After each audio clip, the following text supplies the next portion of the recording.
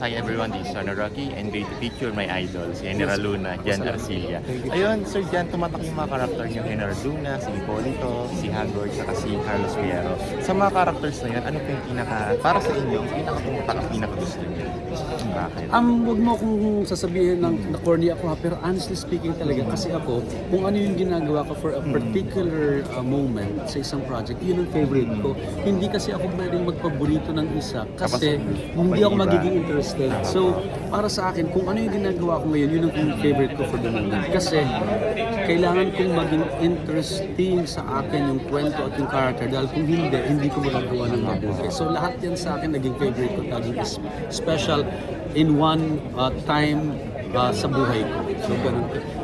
Siguro kaya siya naging significant para sa akin dahil paborito ko siya sa time na ginagawa ko siya. Or else, hindi siya tatatak sa tao.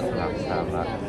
As Carlo Fierro po, naka-work yung friends at diba? Si Francine anak niya pa. How is it working with them? Lalo na si Francine na naging anak niya. Alam mo, hindi ko alam kung sinasabi kasi nila swerte yung mga bata ngayon kasi ang daming example nila na papanood, ang lawak-lawak ngayon ng social media. Ang rich ng social media para mapanood mo ang lahat ng klase ng buhay, klase ng example na gusto mong maging. So kaya siguro yung mga actors natin ngayon, bata pa lang sila, gagaling na nila. Hindi ko gustong sabihin ng gano'n. I think talagang innate sa kanila yung pagiging talented nila. Sabi ko nga, si Francine, sobrang, alam mo yung napaka-sensitive at saka these are intelligent characters, intelligent people, no? And hindi lang sila talented. Kasi alam mo yung nag-iisip sila, very genuine yung pag-embrace nila doon sa kanilang trabaho. Not just for fun. Alam nila yung responsibility nila bilang artist. Yan, dalawang yan.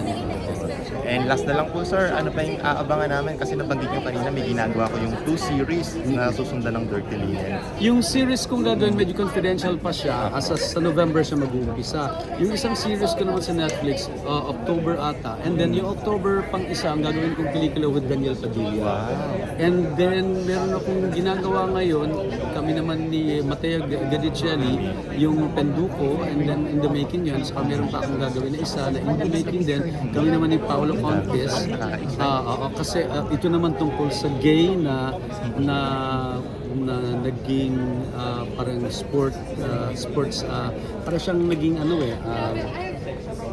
anak ko siya pero parang hindi ko siya matanggap na gay siya tapos naging isang siya parang how do we call it naging anong tawag doon? Boxer? Oo, parang gano'n. Fighter. Oo, fighter, naging fighter siya. So, parang just to prove me, his dad, na he can be a worthy person, something like that. So, it's a comedy, drama. So, meron pang iba na medyo confidential pero yun, as of now, yun yung magaganda.